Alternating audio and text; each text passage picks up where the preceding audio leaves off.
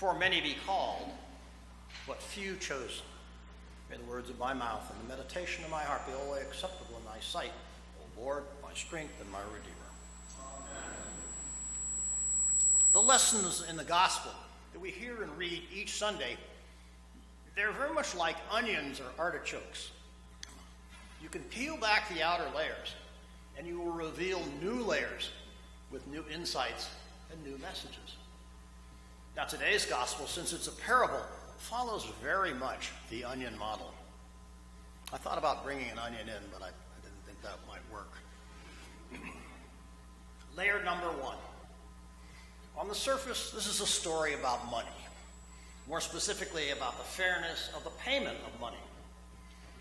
The early workers worked 12 hours in the vineyard and were paid a penny.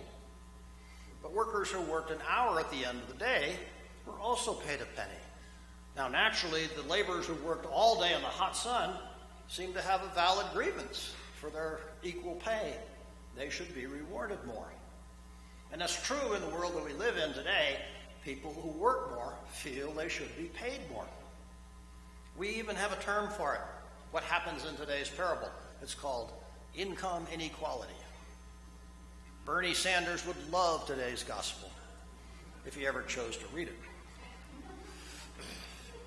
Now, we do have modern equivalents of the parable in the vineyard in our lives.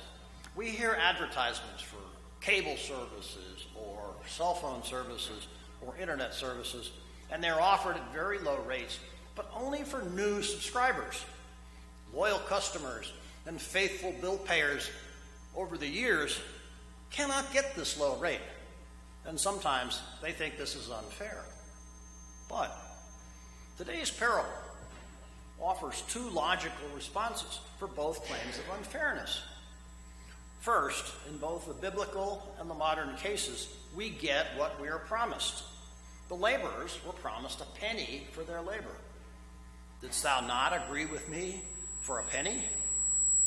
And in our modern services, we sign up for a particular service at a particular rate. Second, and this is important, it's the householder's money, just as it is the company's money. They can do with it whatever they want. Is it not lawful for me to do what I will with mine own?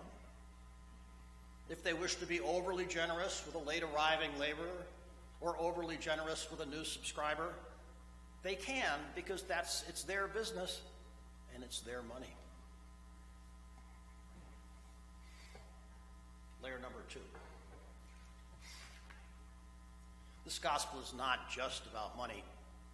Today's story is one of Jesus' parables, and as such is filled with allegorical meanings.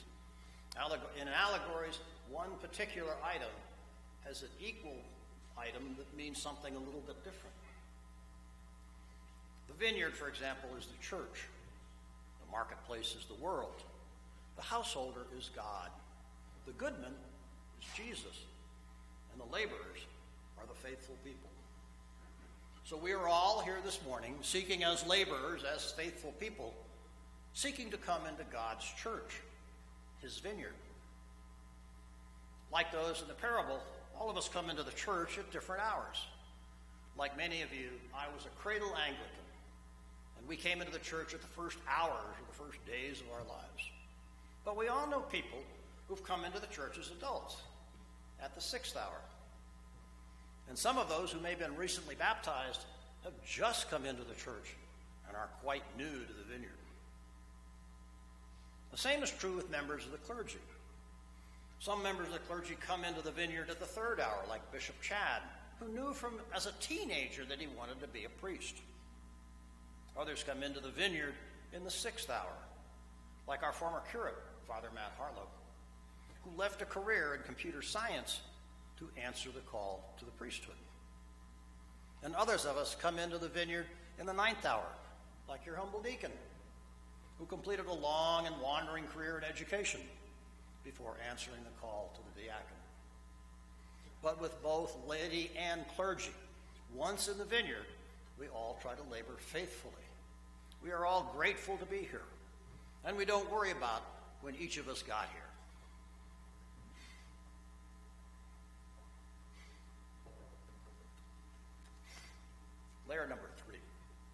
This parable may not be just about money, and this parable may not be just about coming into the church.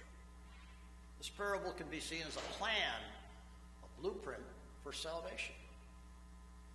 My father was born a Roman Catholic and raised an Episcopalian, and he dutifully brought up his 3 sons in the Episcopal Church.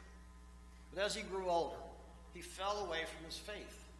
He doubted the power of the church, even the role of God in his life, and indeed he was putting his soul in peril. But on his deathbed, he repented. He accepted